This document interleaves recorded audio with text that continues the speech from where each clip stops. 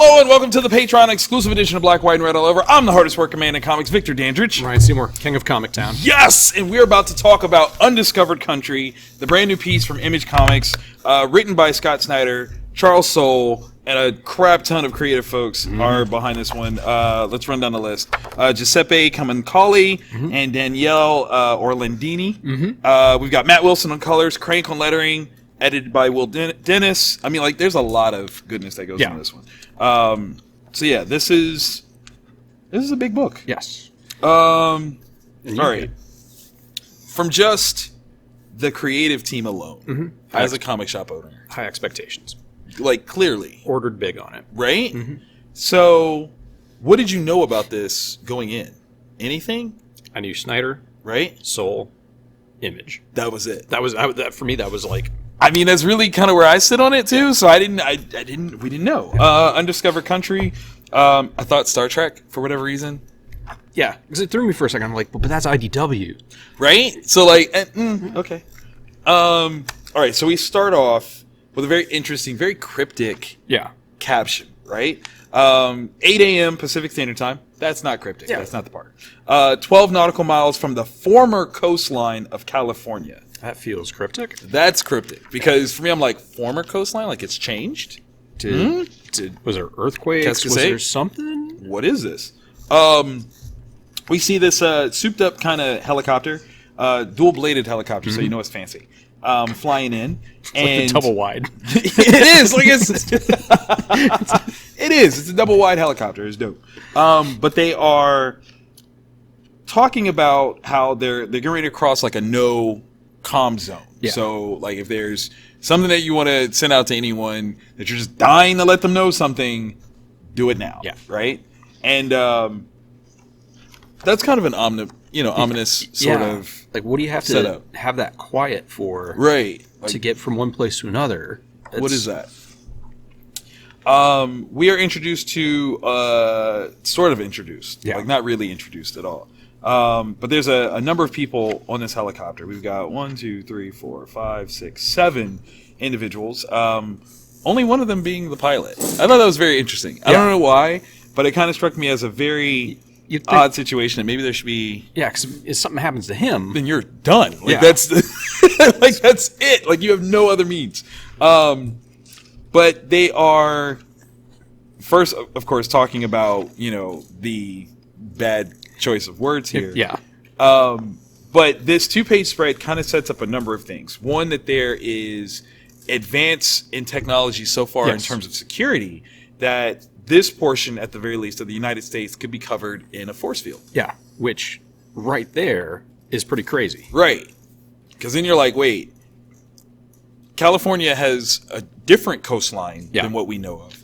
There's the potential of a force field over everything. What else do we find out here? That for the most part, the rest of the world has not had communication with the United States for 30 years. Yeah.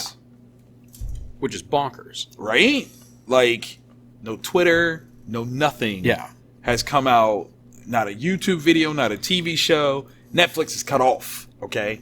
Cut off. Oh, so you can't watch the Miller World stuff? No, which sucks in their world, right? Like this right here, this is called post-apocalyptic. Yeah, it's like the worst dystopian future. That's what this is. I want to watch Jupiter's Right? Legacy. So, what's interesting is, all right, so there's a reporter here that I already don't like. Right. Like I feel like some things happen. It's her fault. Yeah. And we're going to get to that. So they're talking about how, wait, where is it? How this, apparently this technology, this airfield technology is not exclusive to the U.S. because she did a report that said that when you turn on or turn off one of these devices, it creates a lot of electrostatic activity in the air, and her hair is going super frizzy. Yeah. So that's a clear sign that they've turned it off. Yeah. Okay, cool. So they're letting them through, apparently. Truly letting them through. But, of course, everyone's like, look, be careful, stay vigilant. We don't know what's going on. The reporter, the journalist, and this is the part where I was like, I feel like this is not allowed. Yeah. They just did this whole thing about comms being like, no. Shut them down. Shut them down at all. She's got a drone with a camera on it to record this experience. Yeah.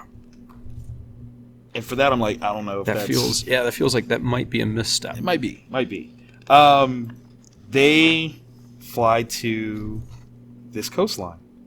And, I mean, we're talking Pacific Rim level border wall.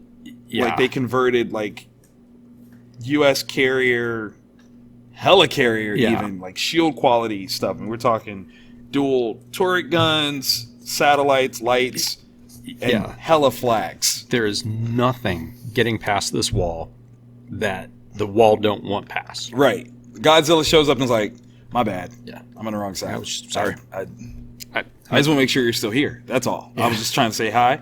I got a friend over there. Yeah. Is Kong is this still Kong's number? No? No. Oh, my bad. My bad. Yeah. Peace. So they're like, okay, they're in Newfound Territory. I mean, legit in a space that, generally speaking, no one has been 30 years. For 30 years. It looks, well maintained, right? Like, the wall's not crumbling. There's vegetation all over the place. Like, the spotlights are on. Right? There's the radar tower. This is next level stuff. Right. Like, billions of dollars were put into this by a very well organized group. Yes. 100%. 100%. So then, everything seems pretty honky-dory here, but then, oops, radar tings. Yeah. What is that? They've been pinged. Yeah. Ping for what? Maybe they're saying hello? Right? No. This is America. Yeah, militaristically, if we're pinging you with radar, we're throwing something at you. And this just happens to be a ballistic missile. Yeah. It's a thing. This is where it gets fresh. Yeah. Athens, Alliance, Euro-Africa. Euro-Afrique. Alliance. I have thoughts. I have concerns. I'm going to bring these up. Yeah. Euro-Afrique. Why is Euro first? That seems like the dominating name. Mm-hmm. But in this particular world setup, why is the suggestion that Europe would be the dominating power? I feel like, as a collective, if the continent of Africa were to militarize against, we'll say, a seemingly dominant army from Europe, I think the African continent would win. Yeah. Maybe this is my own little American Ohioan perspective here, but considering the war-torn areas in Africa abroad at large, they're already mobilized for internal war. Yeah. If you try to bring something external, like maybe if you nuke them, maybe, but then what's the alliance factor? Yeah. Like, there's no point if you do that. Yeah. So I can't understand why Euro comes first. Yeah, because there's probably more people in Africa. Right? I would venture to say more natural resources 100%, in Africa. 100%.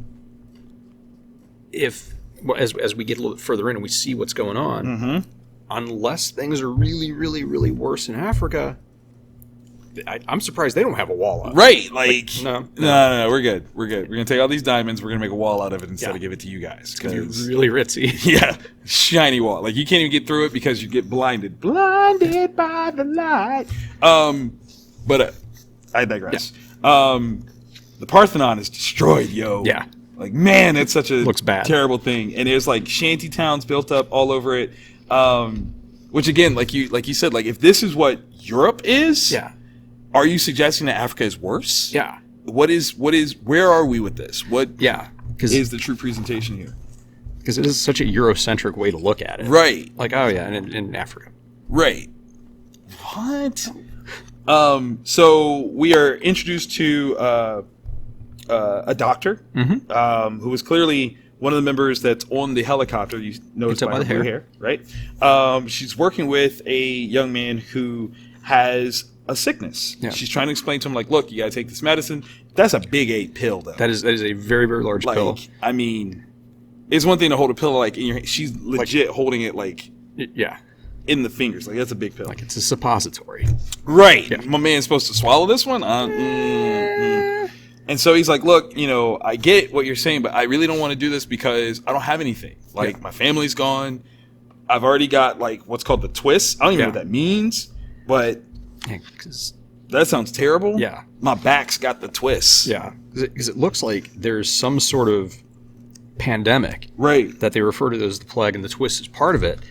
And, yeah, can you imagine, like, the Parthenon, and just, like, everybody around it are refugees or people dying from this. It's crazy.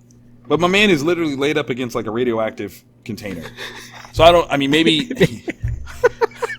he's got a fever, but I'm like, maybe the solution is take the pollution away. Okay? Like, look outside the box. Right. Like, you're really hugged up against Chernobyl right here. Yeah. Maybe that's why you don't feel well. I don't know. But this doctor is like, look, I'm here with you. Like, just take the pill. Like, come on, fight it. It's cool. And he's like, well, it doesn't matter because here come the dusters. Yeah. And the dusters are a fleet of helicopters that are dropping some sort of substance. Yeah, it's pink. Don't know if it's dust. Don't know if it's a gas. Could be napalm in a weird new form. Yeah, because everybody's like covering themselves up. Right. Like quickly. This little shanty that they're in has a roof, and this is so crazy. People freaking out, tear down. Like, I don't understand why they don't just get under it. Yeah. Get under it! Like, why do you have to tear it down? You people are idiots. They're tearing down this roof structure to protect themselves from this material. The young man says that it's poison that they think, that the government can kill all the sick people before they spread the sky around. That's what this disease is called, sky virus. Which is an interesting conspiracy theory. Right? Like 100%. This doctor risks herself in a real big bad way, trying to, shield this patient with her body. And I mean, that's a lot of risk. She gives up her own mask, the whole nine. She's definitely a caring person. Yeah. Love her. This Morpheus-looking dude. Shiny eye glasses and such, bald head. Decked out with like a hoodie and a vest. Like, this is my guy. Is like, let me help you. And she's like, who are you? Yeah. His name is Colonel Pavel Bukowski, right? So name. You find out that that's the pilot later. You find out who that is. And he's like, look, we need you. Long story short, you're a person that we collective need. Because he has a roof, the umbrella, that is shielding him from the poison. It's so crazy, man. When you're as they describe it, everything that stops the dust is a roof. Necessity, I guess. Like, they're like, look, we don't have time for your fancy umbrella words. Like, it just stops the dust. It's a roof. Okay, that's what it is. We need a roof over our heads. Give it here. And again, a notion that maybe if you just huddle under it together, you can fit like a bunch of people under an umbrella. Just try. It can be done. Like, you guys never seen any romantic comedies? Like, I don't understand what's up with you guys. So he's trying to get her to evacuate. He's like, look, we got to go. I need your help. We've got a situation. We got a message that someone can cure this disease, and we need you to verify if it's real. And she's like, look, I have failed in all my attempts over the last 2 years to try to do this. And he's like, yeah, we get it. You've come the closest, though. So if there's any reality to it, you would know. You're going to be the one. Right? Like, and of course, she's like, look, I got to save my patients here. And unfortunately, the young man looks like a horrible Joker victim. I didn't know blue could come out of that part of your body. I was going to say, like, that's not blood. Yeah, which is it sky because sky blue? Oh, that's, and maybe that's what it does to your blood, is make your blood that color, which it's just oxidizes in a weird way. Maybe. Okay. Because it would fit the red eye. Oh, no matter what, that sucks. Yeah, because that's a lot of pain. Yeah. That's a lot of pain. He reveals that this message is from America. And it's been 30 years. Like, clearly, everyone will want to hear this. So we go back, and I gotta figure. Okay, maybe this is me being a jerk. Mm-hmm. You tell me. They were 12 miles out from the coast. Mm-hmm. They break this border, Mm-hmm. like 12 miles from what the coast used to be. Yeah. They break this border Mm-hmm. and get attacked with a missile. Yes. This says now 290 miles east of the Pacific Barrier. So you cross this line, Mm-hmm. get hit with a missile, and you fly almost 300 miles before you crash? I'm not a distance scientist, but Distanceologist? Is that what that? yeah. Distologist? Yeah. All right. This is one of the questions I'm going to ask about. Like, fellas, I don't mean to critique your work here, but I'm just curious, how did that happen? How do you go? Maybe 290 miles is different than nautical miles? Like metric miles? Maybe because when the helicopter got hit, it was spinning in a circle, and that just propelled them. Like a frisbee. Right. Like multiple cities away from where they... Science. But I had the same question. I was like, okay. How did you guys make it that far? Like, it looks like they're in Arizona right Yeah. now. Like... Because you get from like the wooded... Right? Glorious. Like they were legit, like they were talking San Francisco talk. Like those were redwoods. Yeah. And then they're in mesas, desert mesas, after getting hit with a... And then why wouldn't you land sooner than this so you don't have to crash? Like if you could... I'm sorry. I'm being a bad person right now. But I have to ask that question. If you could fly 300 miles, why couldn't you land this safely somewhere sooner? Yeah. I feel like that's a legit question. Yeah. Okay. Maybe they only... I don't know. Never mind. Luckily, everyone's still alive. Yeah. However, the young black kid, I still don't know why he's here. Yeah. I don't know what he does. Is caught... I'm serious. Don't laugh. Is caught under some fairly simple wreckage because like two people are able to lift it pretty well, but it wrecks his leg. Maybe it's because he's young. Maybe. It always happens, man. This is clearly a horror movie now because first or worse, black dude always gets it, right? Like always. First or worse, man.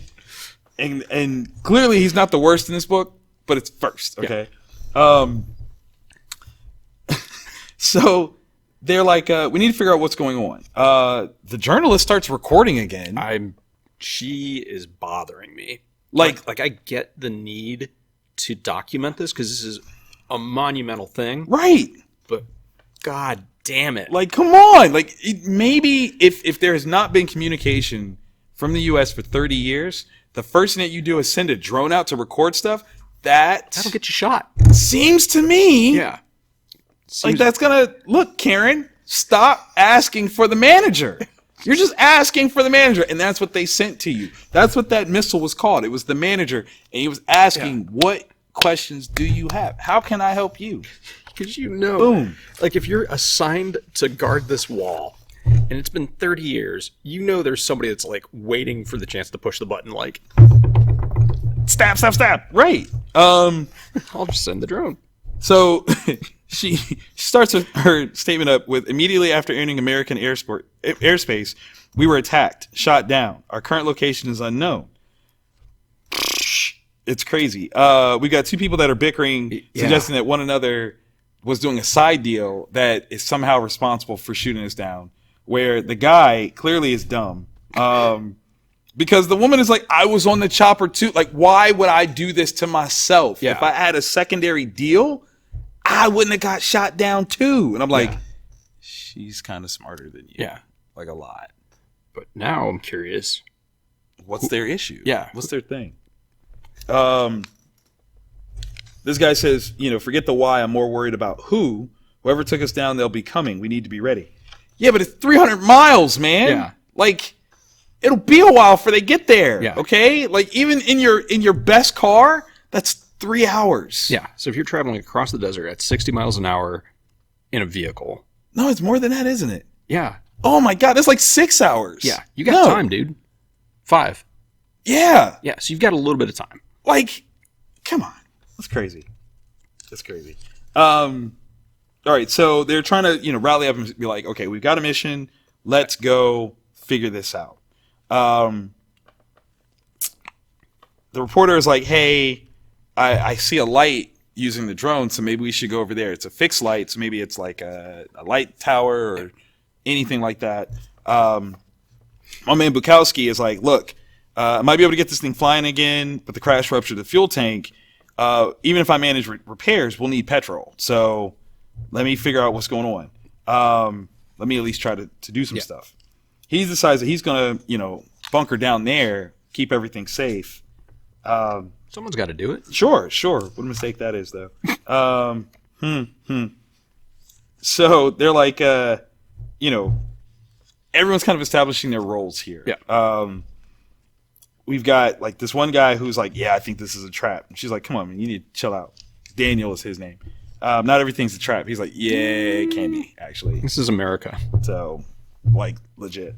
We find out that the two bickering people are negotiators, which means that they suck at their job. Yeah. They couldn't negotiate a conversation with each other. Yeah. Why do they hate each other so much? Like, what is it? I think they used to date, and it ended badly. Mm-hmm. That was my thought. So then we go Istanbul 4 days earlier. Yeah. Receiving of this message. The message is saying that this individual is aware that getting this message is even a shock. 30 years of silence has been maintained. Why change anything? Yeah. They, through this visual message here, this guy, very well put together, coiffed of hair, nice little tuft of beard, is basically like, look, we've watched the world. We haven't engaged with you. We haven't interacted with you, but we've watched. We've seen what all has happened. And he kind of explains some of the things that we're catching up with. The wars, your two new empires, Alliance Euro-Afrique and the Pan-Asiatic Prosperity Zone. Alliance and zoners, freaks and pappies. I feel like pappies is a dirty word. Yeah. It feels. Yeah, I feel like that's terrible. We saw it all, even the little plague you've been dealing with. We know about the sky virus, and the sky is falling, my friends. Based on our projections, you've got about 6 months before total societal collapse. Now, I think 6 months is very generous, considering the way certain things look. Yeah. Granted, this area, Istanbul, Looks pretty good. looks pretty good. Where's Istanbul at? Would it be in the... Turkey. So, does that count as Asia? So, I want to say the Middle East counts as Asia. It was one of the capitals of the Eastern Roman Empire. Hey, Siri, is the Middle East in Asia or Europe? You are now on a watch list. I found this on the web. Yeah, it's considered Western Asia. Okay. Clearly, I'm American, and we don't teach this in our American school systems. But I should just know it. So, interestingly enough, though, as the zone for prosperity, I think that's very interesting that Asia seems to have been the dominating culture here, because they don't look like they have shanty towns here. Yeah, this looks enterprise, really, really like high tech. Right, super done up. Where's Asia or Australia in all of this? Oh my gosh! And this is taking place in the Hagia Sophia. Right. So very well developed. Yeah. Right. Like super. So yeah, this guy is like, look, half a year's time, the world dies. We have an answer. We have a solution. We can cure your plague. Yeah. So let us help you. If you come to America, like we will negotiate how to do this, but you have to come to America for us to do it. Which to me, I'm like, that's an immediate question mark. Yeah. Is there no other neutral place that you can think of? Like, I feel like that's kind of a very interesting move. But okay, okay. Because clearly there's the technology to have. Right? Like eyes in the sky, communicate with people. Why can't we just like Skype this in? Yeah. Like I feel like as you sent this message, so the message can be received, like literally. But okay. So we see Bukowski and all these guys are in this secret facility. I'm guessing this is somewhere in Rome. Oh, this is the Hagia Sophia. Oh, that's where. Yeah, it was originally one of the greatest cathedrals, and then when the Ottoman Empire took back. Oh, yeah. Okay. I was saying Rome because of the water aqueducts. That's what was throwing me to it first. Then I'm like, oh, wait. But that does make sense. It's part of the Roman Empire. It makes sense, yeah. So it's like a global council, really. Like it's like the most secretive UN meeting ever. And we kind of get some understanding of who these people are. So the two people that are bickering, they are emissaries from the different parts. Yeah. So from the Alliance Euro-Afrique, we have Janet Worthington. And then we've got, let's see, let me make sure I get everybody right. Did we get that guy's name? Chang In Lu. There we go. Oh, that's right. So he's from the prosperity side. Cool. Let's see. Who else do we have? Dr. Samuel Elgin, Dr. Graves, which we find out that they are brother and sister. Yeah. So that's kind of crazy. They're figuring out. Let's see. What was it? Because this right here is like a very expositionally heavy type thing. Like you're finding out about where it seems like this message is coming from, that there's like a project in Colorado that, was working on something super secretive, but maybe that's where, this wall plan and the air wall tech came from. Like there's a lot. Yeah. Like a whole bunch. But everybody that's vetting everything, like the transmission code is legit. The name lines up with people from this facility. Right. There's nothing that is overtly sketchy outside of like, you want me to go where? Right. Oh, Ace Kenyatta. That's his name. Dr. Ace Kenyatta. Yeah. He's an expert on American society and history who will serve as a sort of cultural translator to give context to whatever we see inside the border. It's a child. A child. It's America. Just saying. So then we find out that, Doc Graves is like, why is my brother here? Like, because you guys wanted to kill him. Like, both of you wanted to kill him. And says, turns out the reason they want me dead is the reason I'm still alive. Major Graves got closer to infiltrating the United States than anyone else ever has. More importantly, he got back out alive. No one on Earth has that much expertise. Which, all right. Something can be said for that. Yeah. Flat out. Why did he want to get in there? Right. And then what did he see? That was like, I'm out. Right? Like, did he get chased out? Was there something else? And then why did the others want to kill him because he did it? Yeah. It seems to me like you would be like the greatest asset possible. Yeah. They shouldn't want to kill you. So there's a lot of storytelling beats. I'm like, I don't understand why this is. So yeah, it's kind of an interesting sort of setup, but they decide that they're going to go on this mission. Yeah. We get in here and we see the Major is all about, leading the way, figuring out what's going on. And this light that they found, it's that shining beacon on the hill, is a television that's on. Yeah. How is it on? Right. What's it plugged into?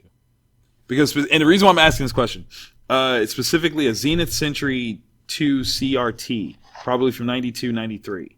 One of the last models of televisions that was made in the United States. Did it run on batteries? I don't think. So what's it plugged into? Right. Like it's wrapped very precariously with like roping to this tree. This very sickly dead looking tree. Yeah. And how trash is your drone right now? I mean, not for nothing, but like if this universe, if this future has force fields, your drone doesn't have a good enough camera to be able to pick up that that's a TV? Yeah. Like, this feels really trappy. Because it is a trap. Obviously the little kid, because he's a little kid, I don't care if you put doctor in front of his name, tries to touch the TV. Yeah. Like, no, don't. Stop it. Don't. Like, clearly if someone tied a TV into a tree, it's for a reason. And not necessarily a good one. And it turns off. On its own. Yeah. They get a message from Bukowski that's like, hey, storm's clearing up and there's something approaching. I'll keep the channel open so you can, and it starts to go out. and he's like, "Hey, we're here on a diplomatic," and I don't even know how to describe the artwork on this page because it's something like out of East of West. East of West meets Mad Max. Yeah. There are vehicles that I would have loved to have played with as a child. Yeah. No two ways about it. Some of them outfitted in weird flags. There are some very Mad Max looking people riding these materials. And then there are animals. Yeah. For lack of a better word. Generally speaking, are pulling most of them. Yeah. Because most of these vehicles aren't moving of their own power. No. Like the land shark. Right. There's strange turtle-like things, beetle-like things. That's what is that? Oh, they have them at the zoo. Yeah. It's like a weird flat trilobite looking. Yeah. Like, this is stuff out of nightmares, okay? Like, basically, the spirit guides from Coco got out, and they're driving these vehicles. I don't know anyone else to describe it. They've always wanted to play Mad Max also. Yeah, they totally love cars. It. Yeah, it's crazy. So then we see, like, the worst of the worst thing possible. Yeah. Riding up on a bison. The ears. Because there's like a necklace. The bison has ears on it. Like, this is not a good bison. It's never. This is an evil bison. Never ever a good sign. So the weird thing is okay. Bukowski seems to be military trained. Yeah. The moment that now he had a weapon with him. Yes. He did. They left it with him. He's like, we're on a diplomatic mission. Somehow he's been disarmed. Yeah. And it doesn't look like he fought back at all. Yeah. The weapon's nowhere near him, and he's been captured. Like, he's got 3 guys on him, holding him down in place, waiting for Bison Man to walk up. Bison Man's arms are really, really long. Really long. And they've got gnarly, like, claw things on them. Like, it's a bad look. He's got a head mask thing that's upside down, so like the mouth is up at the top. Yeah. It's creepy. It's all kinds of creepy. And he comes up and he says, "You have invaded the United States of America." Of course, because he's like, "We didn't invade. I was invited." Yeah. Like, this is all just like, he wants to say misunderstanding. It was a diplomatic mission. Yeah. This guy says, "No foreign boots shall ever set foot on American soil." And then the bison bites his damn feet off. What evil bison? Mad cow, if there ever was one. Like, for real, like eating my man's feet. Now these guys are watching, what's going on.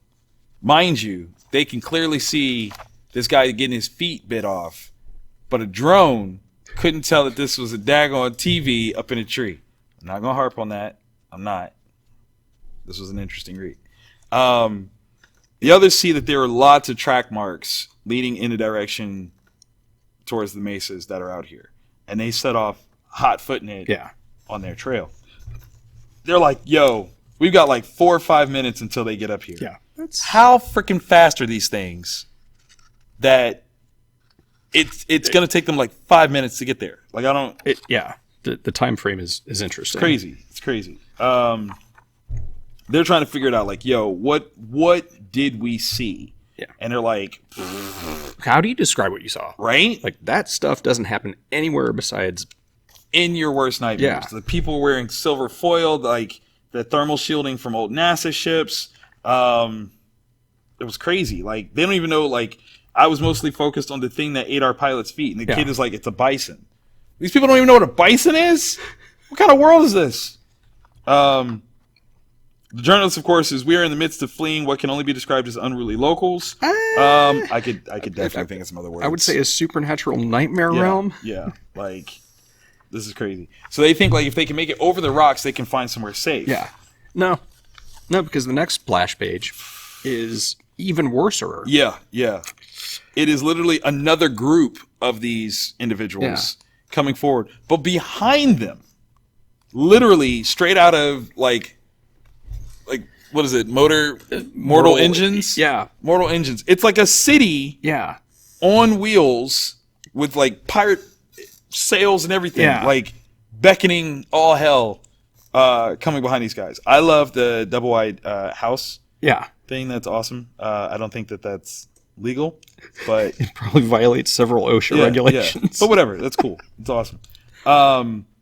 So as they call it, a rock in a goddamn hard place. They've got Marauders on one side, they got Marauders on the other. What do we do? From the rocks, a voice says, "You need to come with me. Quick, all of you this way." Yeah, one person wants to shoot him. I can understand that. Yeah. I mean, just watched a bison eat your dude's feet. And we don't know if it stopped there. Like, we just got up after that. Yeah. Like, that could have just been the starting point. And the guy's like, hold on. And he kind of removes, like, his flak jacket here to show that he's got a U.S. flag on his chest. And he's like, look, it's all good. Like, come in. And I'm like, why is that supposed to be a sign of something good? Yeah. I don't understand. Like, we were brought here on a diplomatic mission. Right. Clearly, this is not working. Yeah. But it was like an official one because they took down the shield. Right. Let us through. Right. And then all hell breaks loose. Yeah. We get hit with a missile. Our guy gets his feet eaten. What is this? So the guy's like, now follow really close unless you really want to tangle with the Destiny Man, and I expect you do not. And they're like, the Destiny, what is that? He's like, the Black God of the Desert. You just saw his lieutenant down there. So this foot-eating bison is the minion toy of the number 2 guy. Yeah. Maybe number 2. Lieutenant. Is that automatically number 2? Is there something higher than lieutenant? Colonel? Maybe. I don't know military talk, but I feel like lieutenant there could still be higher. Yeah. Than like general, admiral. Yeah. I feel like there could be higher. The Black God of the Desert. Commander then Major? Commander then Major? So okay. And then all right. And Black then, God and then of the general? Desert. Right. Like yeah, how many levels are there before you get to Black God of the Desert? Why is that not my name? I think that's my new porn name. Yeah. From now on. Yeah. What's your name, sir? Oh, I'm Black God of the Desert. Wow. Oh my God. So they're like, so we're just supposed to follow him? Like, the 2 ambassadors like, why should we do this? And the guy's like, look, what else would you have us do? Right. We've got, okay, geniuses. Yeah, human-eating bison, Black God of the Desert, rando dude with an American flag shirt. Telling us that we can stay alive if we go with him. I'm following Joe Dirt. I'm definitely going with him. I'm definitely going with him, 100%. He was like, hurry, not much time. You've got, Destiny Man on your ass. They'll be here any second. He gets to maneuvering, and a giant boulder falls into place over the hole that they just went into. Okay, so they've got a whole setup here. Right. Definitely clever. He's like, there's nothing getting through that. We're safe. Mind you, this dude was able to lift this with a chain by himself, but I'm not, like, pulleys and levers are a magical thing. I'm just saying that I would feel far more secure if it took a couple of folks to put that into place. That's all I'm saying. So he's like, this was an old mine, geologically stable. Just come on through. You're good. Yeah. You're almost there. And he says, he calls the lady Dr. Grace, like he knows who she is. Yeah. What? That raises a lot of red flags. What is that? Straight out of Demolition Man, right? Mm-hmm. We see this underground facility full of Americana. We're talking restaurant setup. This is the. I feel like there should be peanut shells on the floor, like a Lone Star. Yes. Steakhouse or something. That is the thing that is missing. Maybe that would have taken too long to draw up, but it would have been worth it. Verisimilitude, people. They called themselves the Silent Minority, and I'm like, that's cute. Silent because we can't make too much noise, or else Destiny Man will find us. Mm-hmm. And the minority because there's not many of us left. That's a there good ain't sign. many of us left. I'm like, it's a real good sign. Okay. But you also, like, red flag, you said no one's coming through here. So if you're concerned that the guy, if you make too much noise, he'll find you, there's a security drop-off somewhere. Yeah. I'm just throwing it out there. So he's like, look, I need the 2 Graveses. The rest of you can stay out here, but you 2 need to come with me and I'll show you what's going on. So he knows her brother, too. Right. Like, he knows both of them. So in this room, this meeting room, as they call it, the Oval Office, it is a giant map of what's left of the United States. Very, very hand-drawn. Very, I'm not sure it's like an official map, right? But it's got a lot of scary on it. Yes, it does. So for the most part, California and Oregon and Washington are pretty much gone. Yeah. Parts of Texas are gone. Mm-hmm. It looks like, how far over are you thinking that goes from Texas? I mean, a little bit of Louisiana. Yeah, definitely Louisiana. Yeah, a little bit of that's gone. The Northeast, New England, that's out. Yep. Ohio, gone. It's now. But there's a lake monster. I mean, which is cool. Yeah. Clearly, Nessie moved to the Great Lakes. It's actually called Bessie. It is, isn't it? Dang it. Yeah. Buy our variant cover. Comic 10 exclusive. Dark Arc #1. Boom. Booyah. So there are all these sections, right? We've got the Red Glare, there's Nox, Destiny, Codelands, the New People, Purple Mountain Kingdom, Tempest Tossed, and the Shining Sea. I don't know what all these things mean, but it's very, very interesting. The guy says, America never stays the same way for long. Anyway, this is where we'll make the plan. This is where the spiral walk will begin, all the way to the Heartland. And the Heartland seems to be in the dead center. Yeah. So their goal, for whatever reason, is not a straight shot, but a walk around America in order to get to the Heartland in the middle. Yeah. And once again, I'm not a distanceologist, but I still feel like from where you are to right there is like a straight shot, like a boom, boom. But okay. They're like, look, we're on a diplomatic mission. We were sent a message. We were invited here to find a cure for a disease. You know our names. You understand who we are. Why are we here? Yeah. And he says, well, I didn't send no message. Never heard of any being sent. But of course I know who you are. You and your brother. See, and this is where put the water down. Don't drink nothing. Don't eat nothing. See, the prophecy told us you'd be coming. As for me, my name is Sam Elgin, and I want you to save America. So, in full-on Uncle Sam propaganda-ness here, it is an older, scarred version of the dude that sent the message. Yeah. So, is there a twin? Is there a prophecy? Is the dude just crazy? Clearly, he's crazy. What did he do to get his face cut like that? Right? No means no, sir. Like, that's, I don't even know. It didn't seem possible. People die, countries don't. At least not like that. But that's what happened. One day to the next, the United States was gone from the world. I was on a date when I heard. I remember. It ended up going very well. We were in shock. A little comfort seemed like just a thing. The whole world was in shock, really. It stayed that way for a long, long time. That's from Madeline Laveau, 53. Primary school teacher, Perry, Alliance Euro-Afrique. Very nice. Very nice. Seemed out of character. A state's always like to poke its nose in every other country's business. It's true. And then they just stop. Didn't make sense. Still doesn't really. Johnny Bautista, 61, software engineer, Manila, Pan-Asian Prosperity Zone. This is wild. So this is from Quotes from the New World, an oral history of the sealing by Valentina Sandoval, the journalist. And it's a showcase, like expositionally, of what exactly happened. And this is, I think, is interesting. We only go back 8 years before the sealing. Yeah, 8 years before the sealing. And it starts off in a very interesting sort of way. July 20th, 2029, right? O-Day. So that's when the sealing actually happens. Yep. If you go back 8 years, that is in 2021. Yep. So, right? It's very interesting sort of, in 2021, we will be bringing in a new president or retaining a president. Yep. Is that a thing?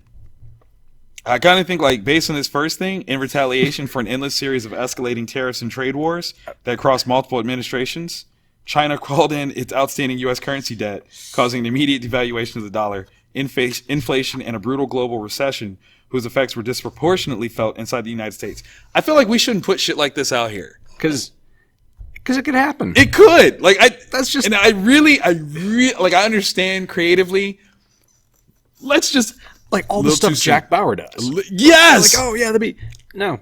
Little too soon. Let's not put this out here, because if this happens, it's your fault. You talked it up. You put it into existence. Stop it. Yeah. No, I didn't actually read the origins part. Did you read all this? This part? Yeah. I didn't either. It was a lot of talkie. And I mean, apparently, like, they did some huge research on this. Yeah. And that also scares me, because I need this not to be nearly possible. Yeah. Like, at all. That's a very terrifying concept to me. So, please don't be real-ish-ness. Yeah. Guys. But, like, DARPA's a real thing. Right. Like, that's what's messed up, is there are some stuff that I'm like, okay, there's probably never going to be flying manta rays, pulling semi-trucks. You don't know. Yeah. You don't know. But I mean, I'm just saying, 2059, it gets crazy. Okay? I think I'll be dead by then. I don't know. It depends. Fingers crossed. You could be the black god of the desert, dude. Oh my gosh. I don't know. I will offer a dental plan. Paternity. And your own little spirit guide. Yeah. It's all yours. As long as I'm your lieutenant, I will ride that bison. It will eat those feet, like 100%. Thank you guys for checking out this episode, Undiscovered Country #1. It's an interesting one. I don't know if I liked it. I don't know if I can say that. I can say it's got some interesting things to it, though. I'm curious to see. Issue 2 is going to be the tail of the tape for me. Exactly. We're going to see if I can make it through this panel without getting beat up. I might not. I might ask some hard questions. Be like, yo, writer to writer, let me ask you this. 290 miles after getting shot down? After getting shot, dude? How does that work? I don't mean to poke fun. I'm dead serious. How does that work? What vehicle works that way? I just want to know. And what do you mean China is owed money? Yeah. Hey. Watch your mouth. Watch your mouth. You know what I'm saying? You notice who didn't help write this? Yeah. Tom King. Because Tom King's like, yo, I used to work for the CIA. Y'all shut up. Don't y'all put my name on none of this. We've ran scenarios, including the flesh-eating bison. Shut it. Shut it down. I just want to know. You know what I'm saying? Yeah. Like, I want to know how Tom K feels about this. That's all. I'm going to bring up some things. Again, thank you guys for checking us out. We thoroughly appreciate it. Tell your friends, because this is the best thing on the interwebs. Mm-hmm. And you know it. Yeah, it is, I think. We checked.